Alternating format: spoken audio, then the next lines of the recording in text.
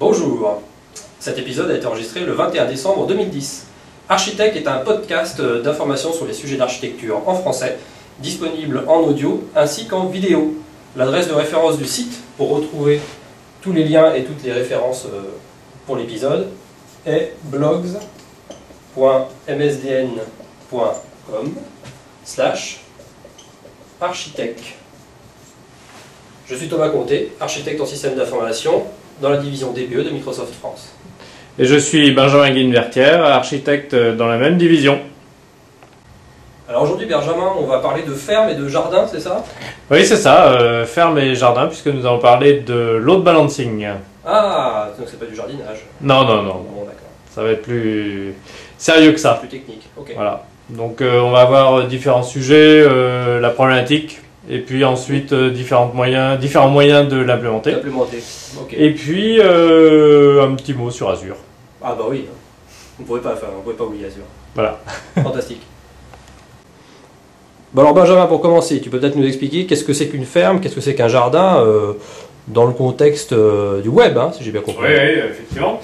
Alors, on va prendre un bonhomme qui accède à un serveur www. Quelque chose. D'accord, il accède à un URL.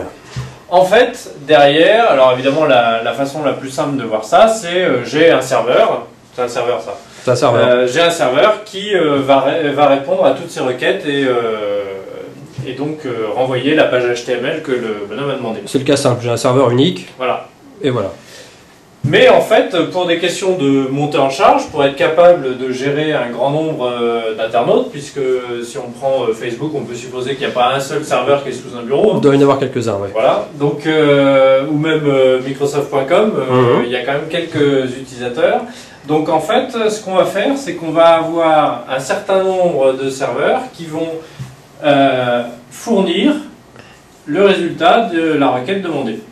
Et donc, l'utilisateur, sa requête va partir vers l'un des serveurs.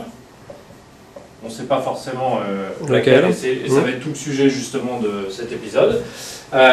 Et le serveur qui a pris la requête va mouliner la requête et renvoyer de l'HTML, typiquement dans le cas où on a une interface graphique en HTML.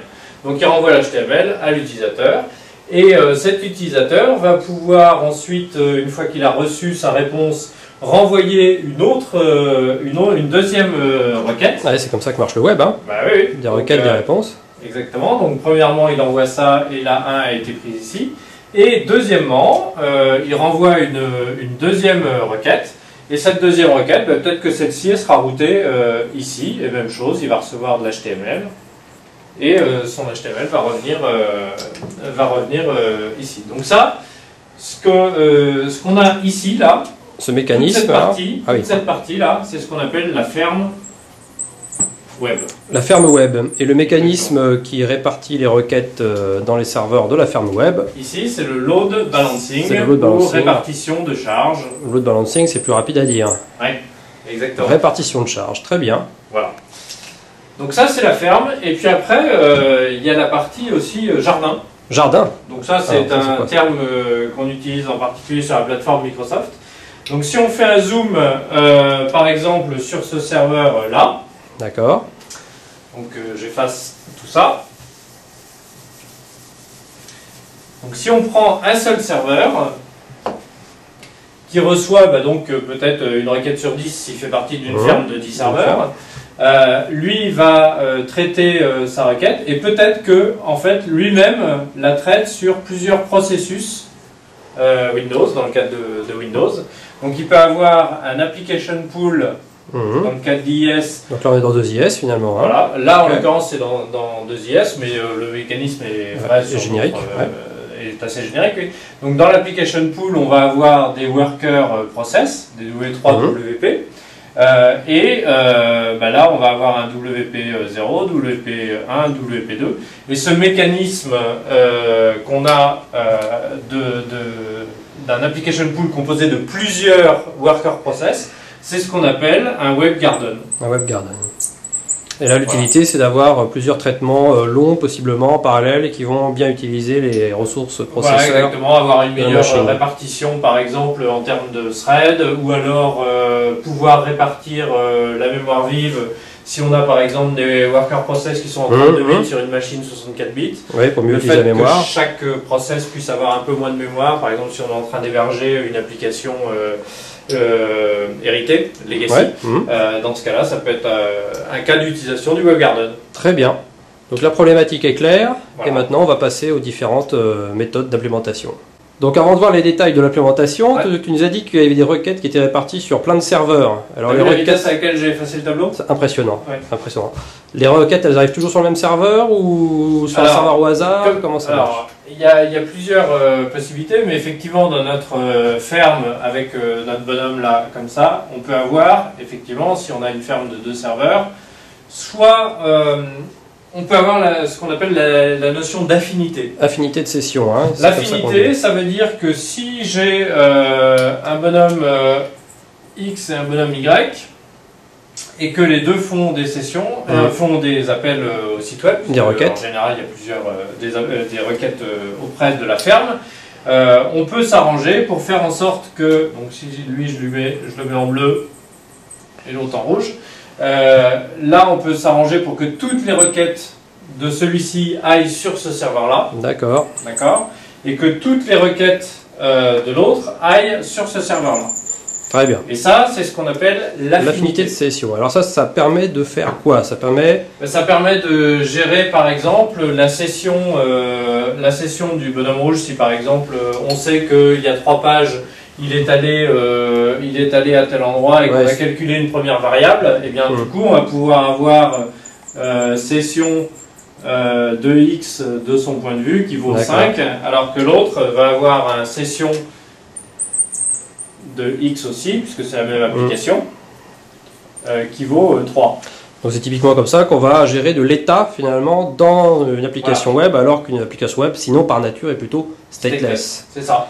Donc on va avoir l'état qui peut être géré alors par des cookies, par des URL et côté serveur. Donc côté serveur, on peut le gérer en mémoire, mais dans ce cas-là, on est obligé d'avoir une affinité de session, parce que si par hasard le bonhomme rouge se retrouve sur le serveur bleu, du coup il va se retrouver avec la mauvaise valeur de sa variable, et donc du coup il va avoir un comportement assez inattendu. Si je suis sur un serveur e-commerce, je perds mon caddie ou je perds mes informations, ça pose problème.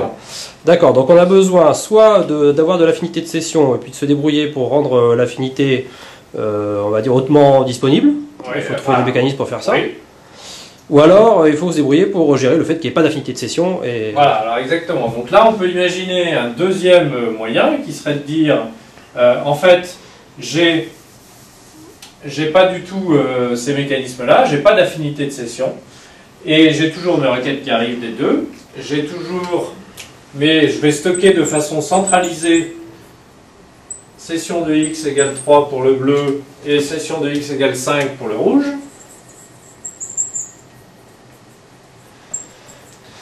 Mais en fait, je suis capable d'avoir ces requêtes qui viennent de n'importe quel qui viennent de n'importe où. Et en fait, sachant qu'en fait, c'est pas que session de x, mais c'est session de x et le fait que ce soit bleu. Donc lui, il va avoir un cookie en disant moi je suis un 2, 3.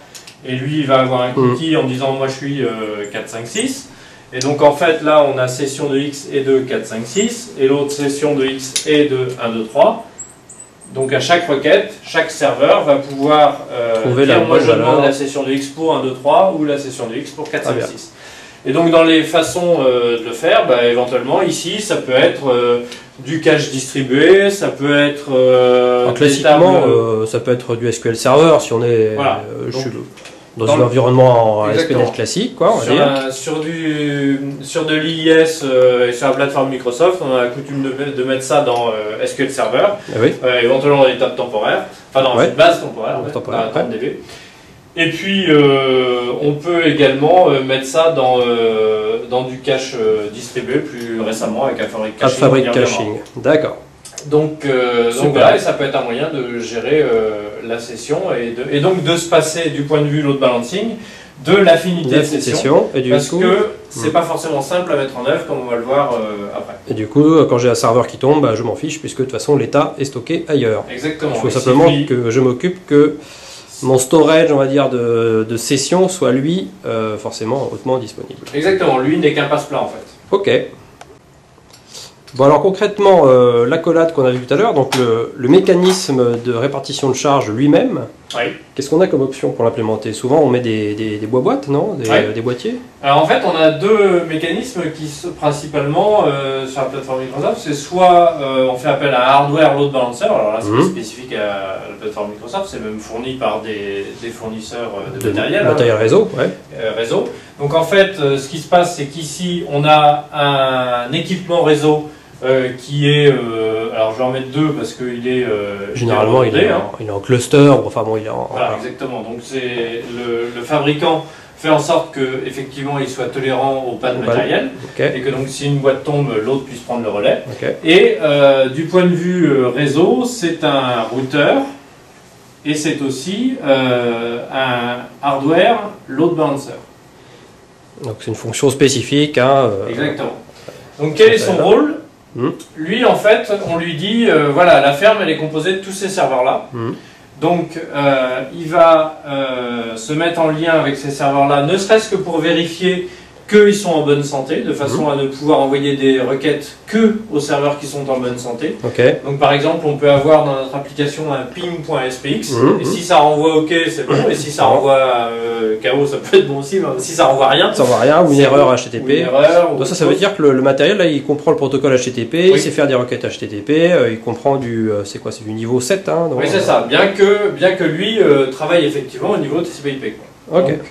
Puisque c'est un routeur. Donc en fait, là, bon évidemment on a Internet, hein, et ça arrive de proche en proche jusqu'à ce routeur-là.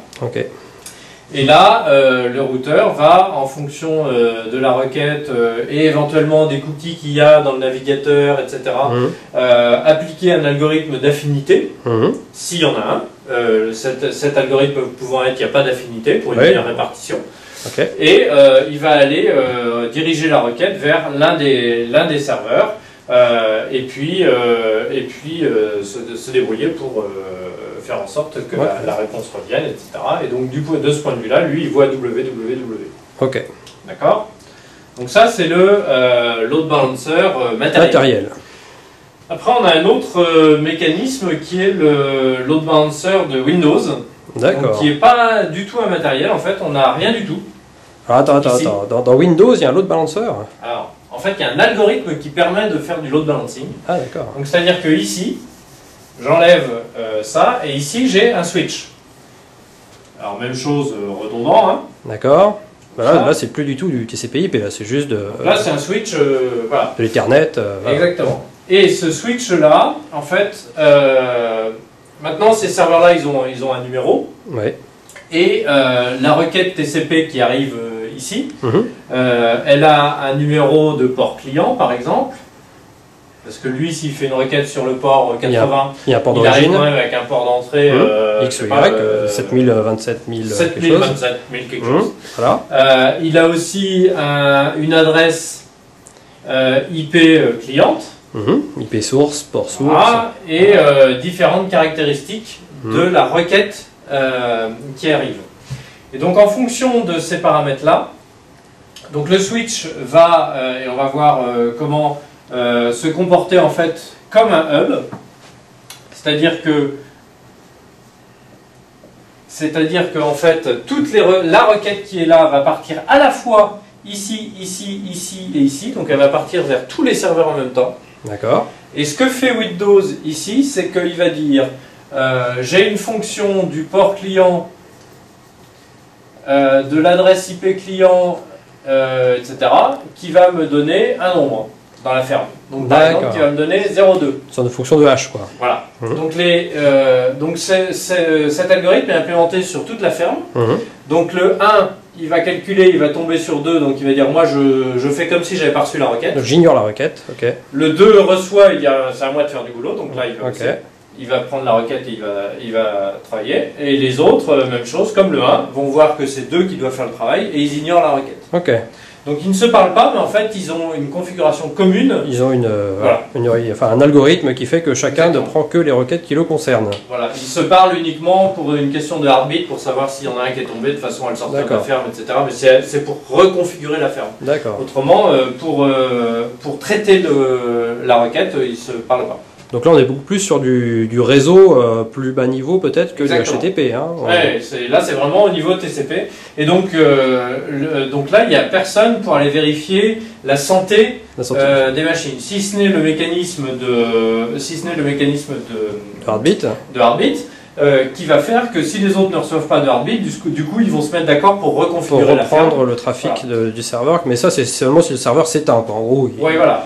Comme c'est implémenté au niveau de la stack IP, ça veut dire qu'au-dessus, il peut y avoir un IS qui est complètement en carafe. Du point de vue du network load balancing, lui il considère qu'il marche toujours, donc c'est bon. D'accord. Et donc en fait, on a quand même un serveur qui répond pas forcément complètement. D'accord. Mais bon, après on va voir un peu les avantages et inconvénients des deux. Il y a différents éléments à prendre en compte. Très bien. Donc là, on peut voir, je dirais, un tableau synthétique. D'accord. Voilà, c'est ça. Donc, au niveau du hardware load balancing, comme on a vu, il travaille au niveau TCP/IP, mais aussi au niveau applicatif, alors que le Windows NLB travaille que au niveau TCP/IP. Ce qui fait que si le ping.spx, pour voir s'il est en bonne santé, ça ne marche pas avec Windows NLB. On a une affinité possible en fonction de critères applicatifs, puisque là, comme on travaille aussi au niveau applicatif avec le hardware load balancing, on est capable de prendre en compte des cookies. Alors que au niveau Windows NLB, c'est que du TCP/IP, donc ce qui fait que dans le cas où j'ai, si je fais un schéma, un même bonhomme qui passe par un proxy de son entreprise qui est, disons, en Europe, pour accéder à www, et que ensuite, donc ça il fait sa requête 1 comme ça, et puis sa requête 2, en fait il change de proxy. À une époque c'est comme ça qu'AOL fonctionnait d'ailleurs, avec un proxy qui est aux US. On voit bien que là, pour traiter une affinité sans gérer de cookies, ça va être vraiment très compliqué. C'est-à-dire que l'information source IP va être complètement différente, et donc ça va être... de ce point de vue-là, ici, on va voir soit cette adresse-là, soit cette adresse-là, qui sont complètement différentes, alors qu'en fait, c'est le même navigateur. la même personne. Ok. Donc l'affinité de session est plus compliquée dans le cadre de Windows NLB de ce point de vue-là, enfin en tout cas dans des scénarios Internet. À l'inverse, Windows NLB est plus souple par rapport au niveau réseau, puisqu'en fait on n'a pas besoin d'avoir de gateway, dans le sens où comme c'est pas un routeur, comme il n'y a pas de routeur, quand on a du load balancing entre une ferme web et une ferme de web service par exemple, ou entre une ferme web et une ferme bespoke, on n'est pas du tout obligé de passer par un routeur, ce qui fait que si on a une première ferme ici, et puis une deuxième ferme ici, on peut faire un routage comme ça dans les différents, dans tous les sens, en ayant ceux-là qui sont en 192, 168, 100.1, 192, 168, 100.2, et ceux-là qui sont en 192, 168, j'ai écrit dans ce sens-là, .100.10 et .12, ils peuvent être dans le même sous-réseau, ça fonctionne. Alors que si on est avec du hardware load balancer, on va être éventuellement obligé de repasser par ce routeur-là pour pouvoir retourner ici. D'accord. Ce qui fait que c'est pas toujours très pratique, et donc dans des scénarios de ferme à ferme, le Windows Network Load Balancing peut être plus pratique. Ou alors il faut mettre plusieurs couches de load balancer hardware et ça commence à multiplier oui, puis, les coûts. Alors c'est aussi une des différences, c'est que on a aussi le fait que ce soit des appliances matérielles donc qui peuvent se révéler assez chers, alors que dans l'autre cas, de toute façon c'est inclus dans Windows Server, donc il n'y a pas de coût additionnel si ce n'est la mise en œuvre. Okay. Voilà, après au niveau matériel, donc on a là ce sont des routeurs, du réseau bien propre et tout, alors que dans le Windows Network Load Balancing, en fait on transforme les switches en hub, donc de temps en temps il y a un peu des libertés qui peuvent être prises par rapport aux normes réseau, et donc les ingénieurs réseau peuvent ne pas trop aimer ce genre de choses, où les équipements doivent être configurés pour accepter ce genre de choses. Donc voilà, je crois qu'on a fait à peu près le tour sur les différences entre les deux. Ok, donc on a vu maintenant le hardware, le NLB. Ouais. Donc je pense qu'on a un certain nombre de solutions, on va dire, complémentaires pour venir épauler NLB ou Voilà. complémenter. Donc la première, c'est Application Request Routing, ARR, qui est un module complémentaire d'IIS. Donc on peut aller sur iis.net pour voir comment est-ce que ça se configure, etc. D'accord, donc ça se télécharge, ça s'installe. Donc l'idée, c'est d'avoir toujours notre bonhomme qui est ici. Ici, du hardware load balancing. Ok. D'accord. Et puis ici, ça pointe sur 2 serveurs. On peut en mettre plus, mais enfin, vu les performances du bousin en général, Avec 2 on est bien, d'accord. donc là, qui correspond à une ferme ARR, donc ce sont deux IIS, 2 instances d'IIS avec le module ARR, et qui eux vont ensuite faire la répartition sur les différents serveurs de notre ferme qui exécutent effectivement le code. D'accord. Donc chacun est capable d'adresser les différents éléments. Donc là, en fait, à ce niveau-là, on peut avoir un niveau applicatif. Donc on va dire, en fonction de tel cookie, j'envoie vers tel serveur ou tel autre, etc. Donc on a des règles de répartition plus complexes. Donc on ira peut-être un petit peu plus loin que du hardware load balancer au niveau applicatif. Ok. Il n'empêche qu'il faut quand même un hardware load balancer devant pour assurer la haute disponibilité de la ferme ARR. Donc l'ARR en lui-même assure pas sa propre haute dispo, on va dire. Non. Il faut devant un load balancer. C'est ça. Et donc ça pourrait être éventuellement du Windows NLB. Ça, après, on pourrait donc mettre du Windows NLB au niveau des frontaux ARR. Faisable aussi. Okay. Le seul cas où il pourrait être tout seul, et je pense que c'est un cas intéressant quand même, c'est en intégration. Quand on veut faire des tests d'intégration, rien n'empêche d'avoir un ARR seul ici, avec une ferme de 2 serveurs dev1 et dev2, enfin, ou intégration 1 et intégration 2, ce qui permet de tester l'application dans un mode de ferme web sans affinité, par exemple, et de vérifier que ça fonctionne sans avoir à mettre en place des équipements réseau, etc. De toute façon, on peut faire tout ça dans des machines virtuelles, oui, bien sûr, comme d'habitude. Donc là, avec 3 machines virtuelles, déjà on valide le comportement au niveau du balancing. Okay. Donc ça, c'est pour l'application. Donc ça, c'est ARR, donc ça permet de faire pas mal de choses. Donc faut aller voir sur iis.net, c'est là où il y a tout un tas d'informations complémentaires sur ARR. Ok. Il y a également quelques slides qu'on a mis dans les ressources, du podcast. Fantastique. Deuxième partie, AppFabric Server. Donc AppFabric Server, c'est pour la partie Workflow Foundation. Donc là, on a traité essentiellement des applications web, on va dire ASP.NET classique, et là, on rentre plutôt dans la partie service web. Hein. Exactement. Et entre autres, même plus particulièrement des workflows, donc qui sont fondamentalement stateful, et qui eux vont être déployés sur des fermes web qui sont fondamentalement stateless. Ah. Donc ça veut dire que je peux me retrouver avec un workflow pour mon bonhomme ici, qui va aller dans une première requête ici, et puis dans une deuxième requête, j'ai ce même workflow où il est ici. Donc par exemple, ici il va prendre une commande et puis ensuite il va aller confirmer cette commande. Ok, donc c'est 2 étapes d'un workflow. C'est ça. Je l'ai démarré sur le même workflow, il a démarré sur un nœud, voilà. Et je veux faire l'action suivante, donc le next step du workflow, sur une autre machine. Oui, sachant que l'état est ici. Exactement. Donc dans Workflow Foundation, on peut persister les données dans une base SQL. Mais il se trouve que l'état, il va être ici et pas ici. Donc en fait, quand la deuxième requête arrive, l'état est coincé ici. Donc en fait, ce que peut faire AppFabric Server pour instrumenter IIS de façon à héberger les workflows, c'est dire, en fait, je vais réessayer jusqu'à ce que cette instance se libère.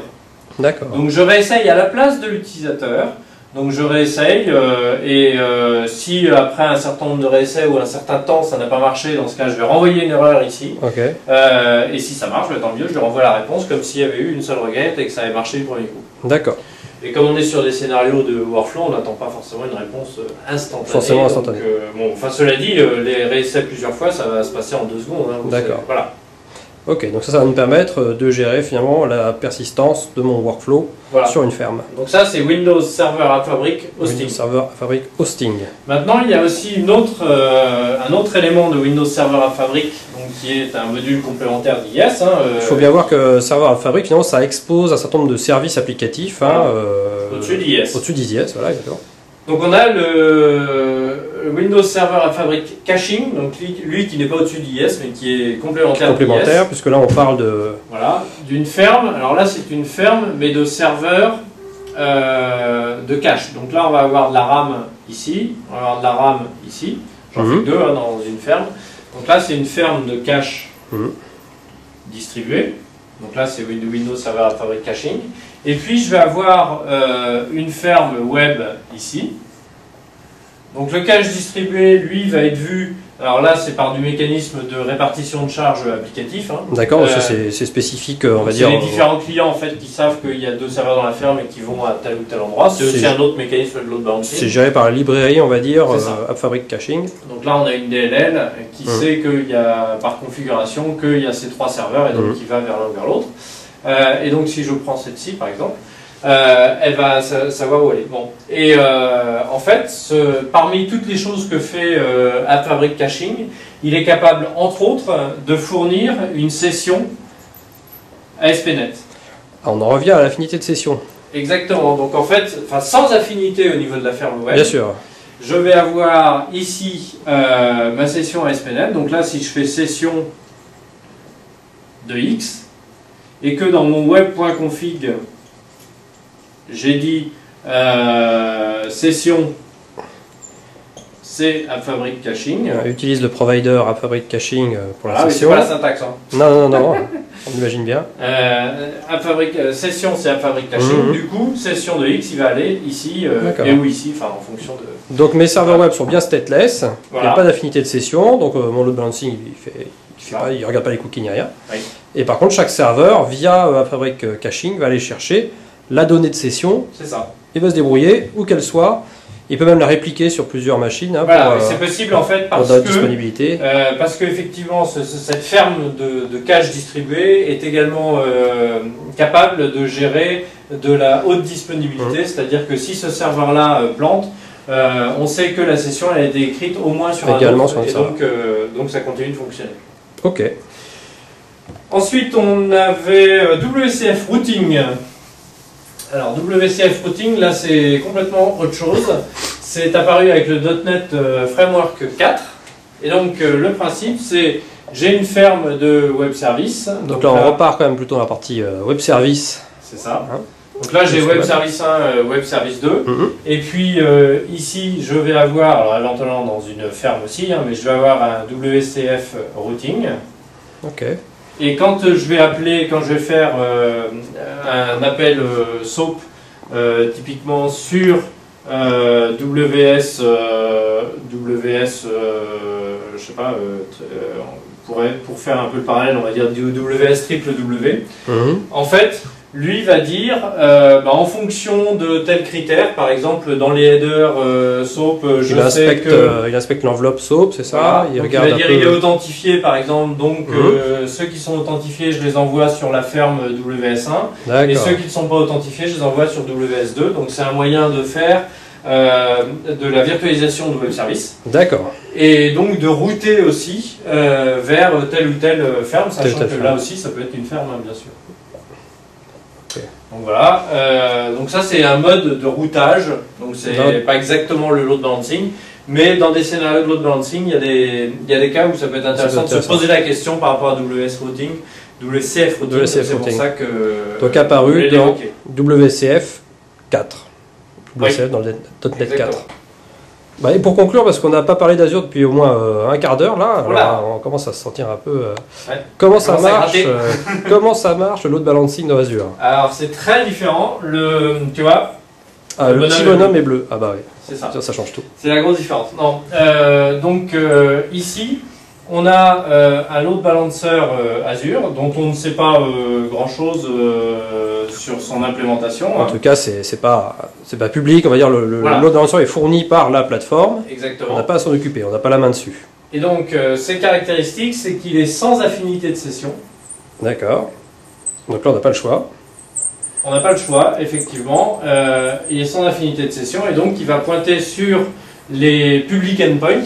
Les public endpoints de Azure, en fait, vont être forcément sur cette ferme-là. Et donc c'est forcément du stateless, du coup.